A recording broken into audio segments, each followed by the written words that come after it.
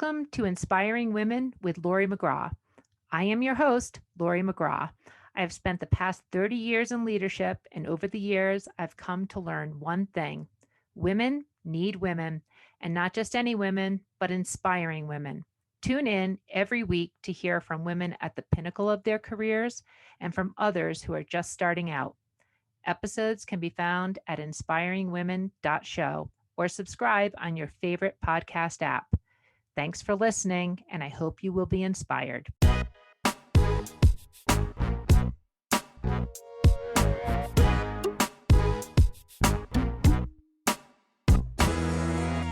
This is an episode of Inspiring Women, and today I am so excited. We're speaking with Dr. Cheryl Whitaker, and Dr. Whitaker is a practicing entrepreneur in search of innovative solutions for underserved communities and economic inclusion for all those businesses, where she is actually, her career and life has been dedicated to serving these communities. Today, she's the CEO of Complete Care Management Partners, a delegate care management entity providing care management for the most difficult to reach members. She's an advisor to MyBEXA. She's up on the board of Equality Health. She's a consultant to Health 2047 and a member of Hyde Park Angels. She previously was the founding chairman and CEO of Next Level Health. She has served on many, many advisory committees, boards, has just a long list of accolades. Her medical degree is from Washington University School of Medicine, where she also has her public health degree. And Dr. Whitaker, I'm so pleased to be speaking to you this morning. Good morning, Laurie. I'm so happy to be here. Well, great. Well, again, thank you for this conversation. And why don't we just get started? I always start inspiring women with accomplished women like yourself, just talking about what are you doing right now? Like, what does day to day look like for you, Dr. Cheryl Whitaker?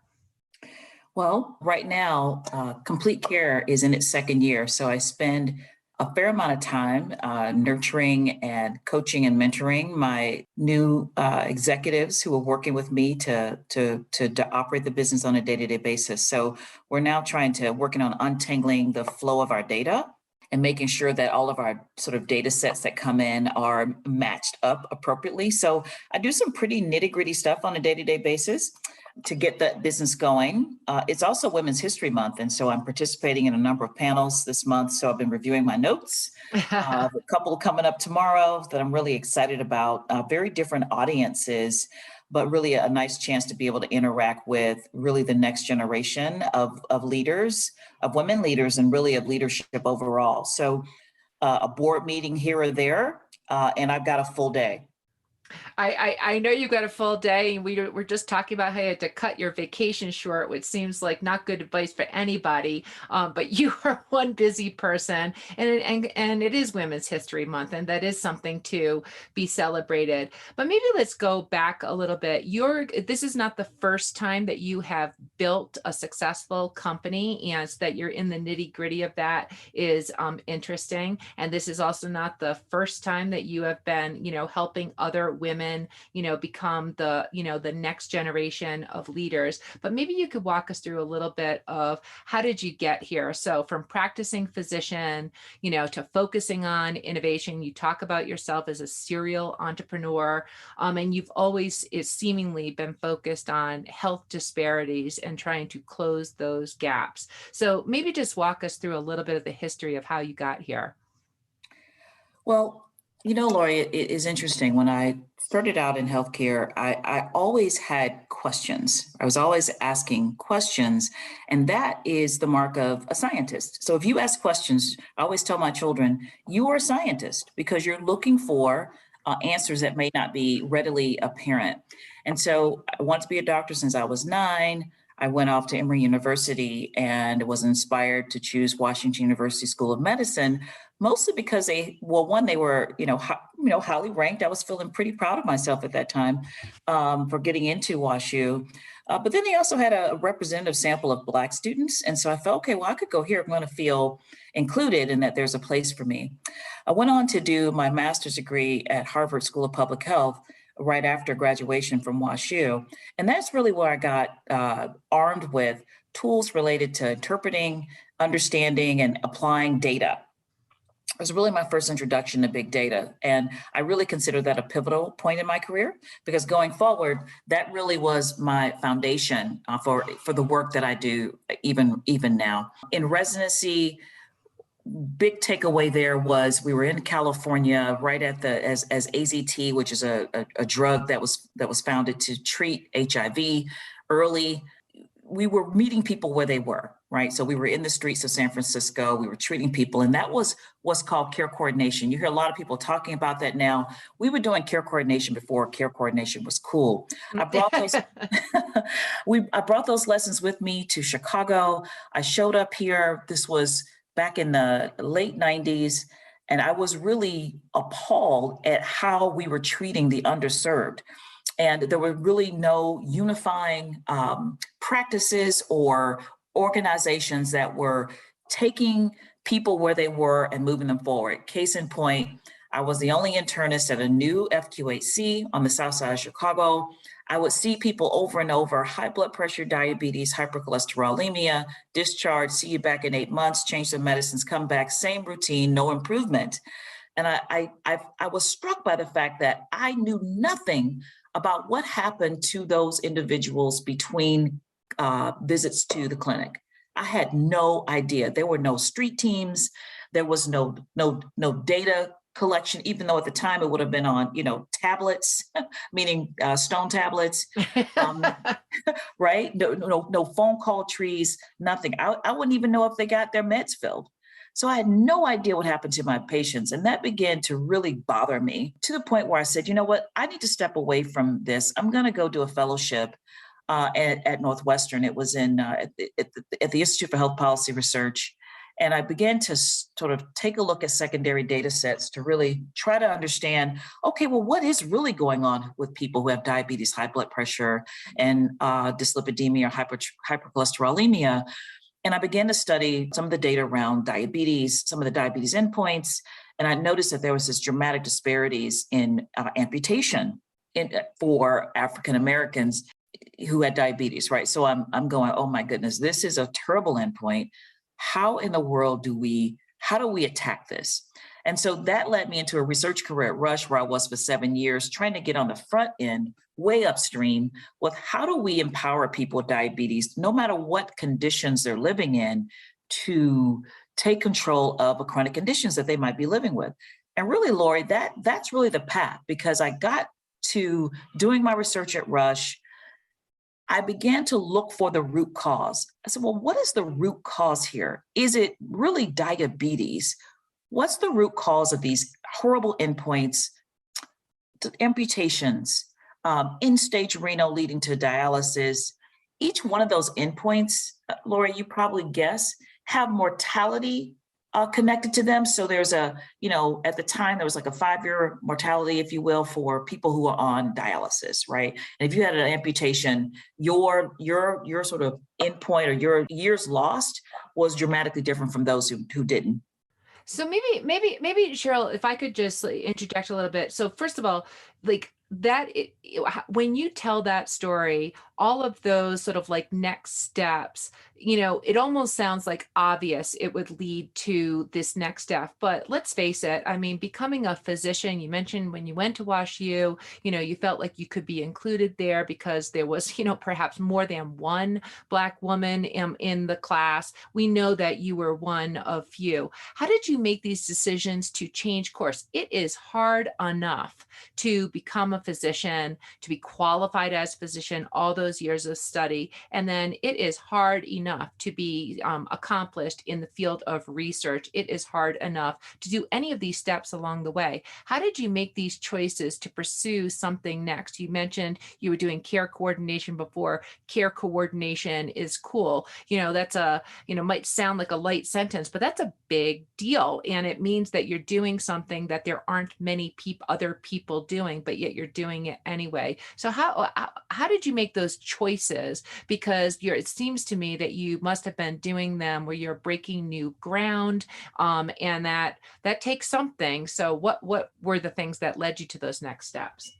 Well, doing a fellowship many of my colleagues went on to fellowship. So me deciding to step back and do a fellowship was an easy decision, to be honest. Laurie, if you look at a lot of the reports on disparities, it's from people in academia where, and this is no shade, as you might say, to my colleagues, we're very comfortable reporting out what the data is telling us, but very few people take the leap to say, okay, I'm going to change, or I'm going to now go and do something different that's going to move the field forward. And so, and that's kind of, I decided to take a leap. But I will say that when I left academia, because I got to a point where I said, you know what, academia is very comfortable for me. I can publish papers and go to conferences. I mean, that's what, people who went to my program at UCSF, that's what we did, right? Those are the leaders in academia today, many of them across the country. I decided that I couldn't just continue. It felt more like I was just building a career that was about papers and presenting. And I was like, I got to do something. This isn't changing anyone's life, really. It may be helping mine, but it's not at scale making a difference. So serendipity is also important here. I was in line at a gala years ago for After School Matters, which is a Chicago program that supports kind of after school work for kids, across, various public school settings in the city. And I ran into the CEO of the Chicago Community Trust, and he said he was hiring someone to manage their healthcare programs. And at the time, that was about $6 or $7 million, which is, at that time was quite large. And he was ready to embark on a strategic plan to kind of reposition that entity. They had about $2 billion in assets and gave away about $300 million a year, somewhere along in there. And so I took a job outside of academia, Laurie, and practice, and it did take a leap. I actually took a pay cut, but it was a new setting where people were still wrestling with the same problems I was wrestling with, but on a completely different plane. And what I found just fascinating is that the field I was in medicine, I was an assistant professor at Rush and working at Cook County in the clinic. Never did the two really meet. And it was amazing to me how much was going on in this sort of not-for-profit sort of setting around healthcare and what was going on in the world I was in. And it was definitely took courage to make the leap. But the CEO was very interested in my physician background and experience and perspective. So he was super excited. And that actually cultivated me thinking about moving. The second thing, though, when I left the Chicago Community Trust, it was again because one of the board members of the trust said, you know what, I've got a publicly traded company. I need a chief medical officer that thinks like you. And that was when I made the leap into kind of this for-profit space where new ideas and innovation was an everyday thing, because it was, hey, if we do better, we can do better. Meaning we can hire more people. We can, spur investor returns. And that was my first foray into that world. And it was absolutely fascinating. And of everything that I've told you that I've done to this point, it was by far the most transformative experience for me. And it was where I began to study the financing of healthcare. And they're really, because again, I'm looking for root cause. I'm going, the root cause isn't diabetes, it's something else. So I began to look at all of the different companies that were taking care of the underserved populations in the country. And the program was Medicaid. It is probably outside of the moms and kids, kind of temporary assistance to needy families, or what we call welfare. It was one of the largest programs, if not the largest program in the country, where the federal government was spending over $500 billion a year to provide healthcare for poor people across the 50 states. So I began to be fascinated by those dollars spent and how they were spent. And then I learned that publicly traded companies really handled a lot of the administering of those programs for states. And I was just absolutely, Laurie, fascinated. And I began to try to learn everything I could. One, about healthcare financing, and then two, how was technology being used to facilitate care for these individuals? For for those folks, like many of us have, we have health insurance, and we think we have the best options, available to us depending on what we're willing to pay.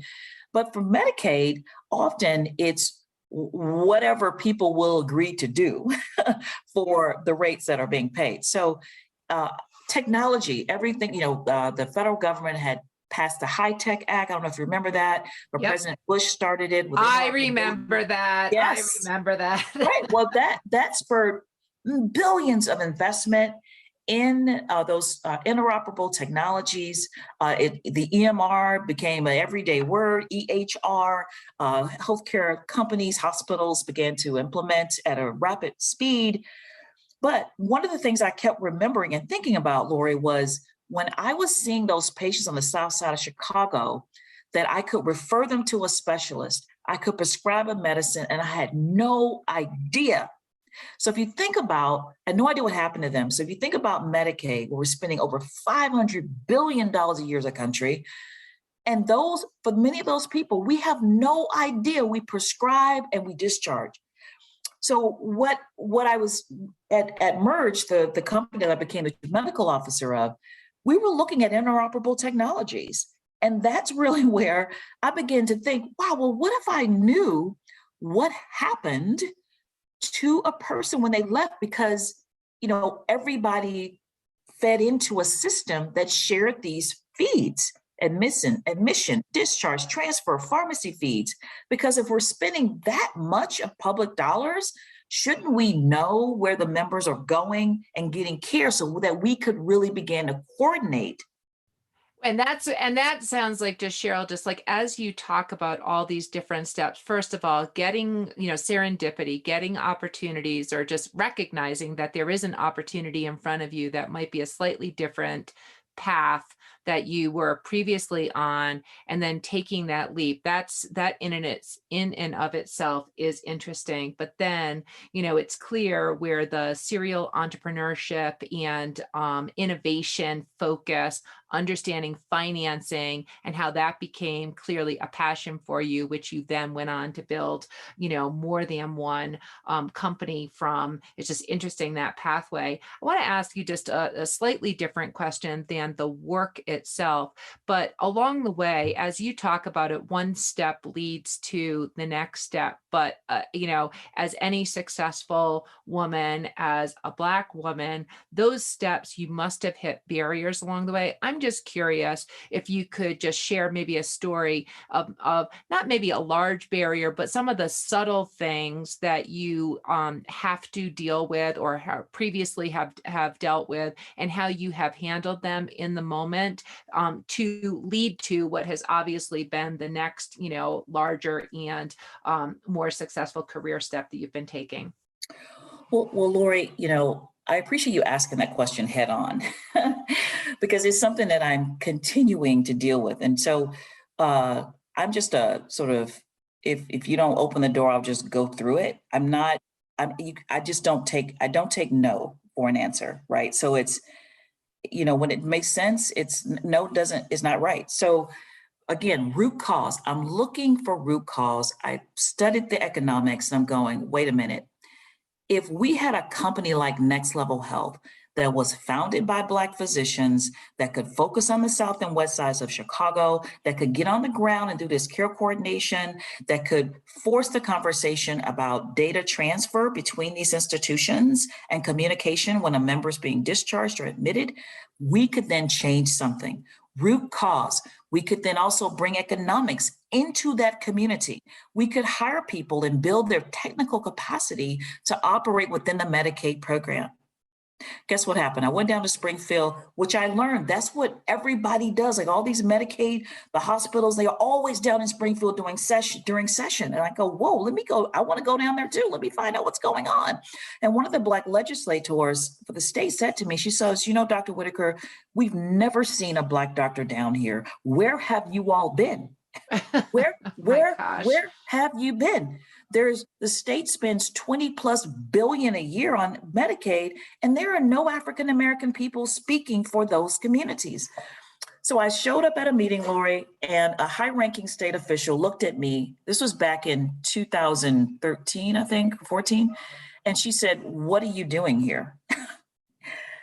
Oh boy, what are you doing here? I was meeting with I'm gonna tell you a couple of stories, a well-placed business person. He sat down with me. I said, "Look, I need some help here." Da, da, da, da. He says, "Well, how did you get a company like this?" So it's been a while. What are you doing here? Where did you get a company like this? And so as recently as last year, I had a woman who wrote, um, we're in the process of dissolving the Next Level Health insurance entity. She wrote the most horrible things about me in a court filing. I mean, you could actually probably go find it. And she accused me of being a part of a kleptocracy and how I knew Barack Obama, Congresswoman Robin Kelly. I'm like, well, she's my congressperson for my district. And she accused me of just all of these horrible things. And I couldn't for the life of me understand, Laurie. Okay, the system we're paying for is getting us these horrible disparate results that we're getting. What are you going to do? Are So we how going so to how do you, in the moment when those insults, I mean, it sounds horrible. What are you doing here? Well, you don't belong here, which are true insults. First of all, recognizing them, and it sounds as if you have the, I don't know what it is, but strength of character and everything to just lean into that and not feel slighted or doubt yourself or doubt your credibility. That's what it sounds like, Cheryl. Is that true? Are you able to sort of manifest that courage and strength of character in the moment, or do you go through those periods? Because I will say that for women generally, it's often those small things, those many different sort of paper cuts of doubt that lead to, just not missteps, but just sort of not the next step, perhaps, in where they could potentially go. Well, Lori, as a mentor women, and I'm 54 now, so I don't take those things personally that people say. I understand that there's usually an agenda. And for me to have the guts to say, I'm going to start a company, insurance company from scratch. And I went out, we raised $7.5 million to do the initial stand-up work and to service kind of initial risk-based capital. That, people are like, wait a minute, who's thinking of these things? It's like they could not believe that I was literally smart enough to kind of figure out a lot of this or surround myself with the people who knew, right? So we can build coalitions too. So I would say for me, I'm programmed I'm looking at the root cause and trying to solve a problem. I'm looking for people who want to work with me to do so. I think it does cripple a lot of women because we tend to second guess ourselves. And I have a lot of more years to have looked back on all of the times when was my gut right? Or was this second thought right? The second thinking right? And I have to say my gut's been about 98% of the time right. So I feel very now comfortable trusting my gut. And I would say that to women, trust your gut. Trusting your gut though means you do put yourself out there. You do need to talk to people across industries that are not like you. Try to build a broad network of people that you can follow, and you don't have to sort of talk to them even directly. You can look at their careers on LinkedIn, et cetera, that you can kind of draw inspiration from and guidance from. But I think trusting your gut is important. Having sponsors or people who believe in you is also important, who understand what you're trying to do is important. But in my case, because I'm African American and sort of would be, for lack of a better word, higher profile, I know I'm going to take hits, and I'm going to take hits from people who have other agendas. The first call we got from a reporter about Next Level Health, it wasn't to acknowledge that we'd started a company from scratch, that we had an office on the south side of Chicago in Inglewood. So we were close to the community. We were trying to reach people where they were and be out and be part of the community. She called up to say, oh, wait a minute, it looks like you all don't have enough capital and your quality doesn't look as good as County Care. And that was the first time we got a call from a reporter. She was looking at data from our first year of operation. And she went ahead and compared us to Blue Cross Blue Shield and County Care. And I'm going, wait, there's no comparison here. I'm thinking to me, Lori, I'm thinking, wow, isn't that apparent to you that County Care is a public entity with taxing authority and Blue Cross is a gigantic 50 plus year old company? But she had an agenda and it was being fed by someone. And their idea, Lori, was to shame us. And then they put a picture of me in an evening gown as a part of the article. So that was a tremendous insult. And I was absolutely furious, but I wasn't, what's the word? I was not deterred. Deterred, right. Well, Cheryl, it's just so impressive, I have to say, to just hear how you have this, just clarity.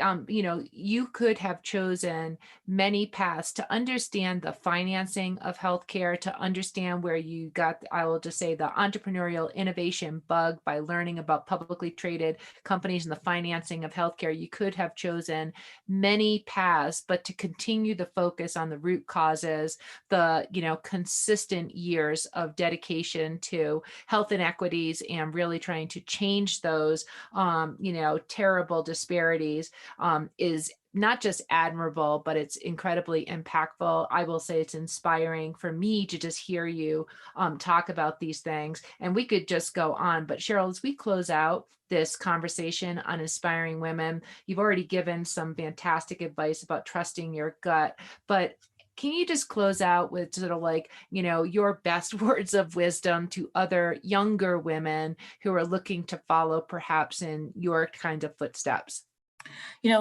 Lori, one of the things I think is really important, though, is developing expertise. And you pointed out, you're like, well, you were doing these various things and building, a pretty significant career.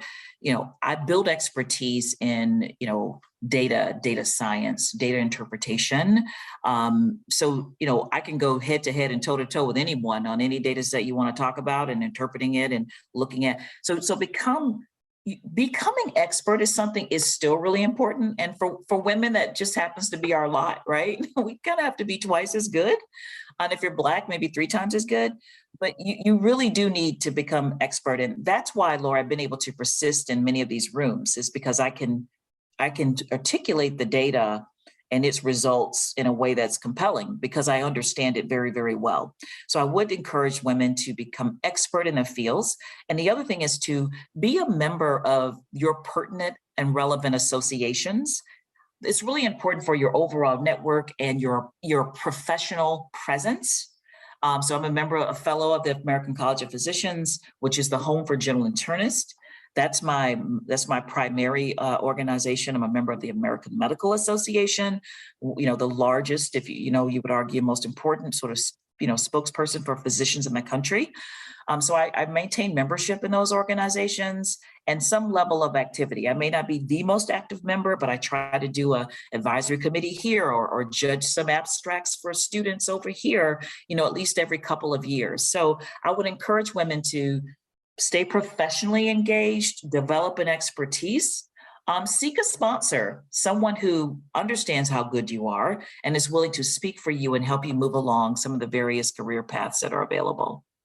Cheryl, I just think that is incredible advice and I appreciate it. So this has been an excellent Inspiring Women conversation. We've been speaking with Dr. Cheryl Rucker Whitaker.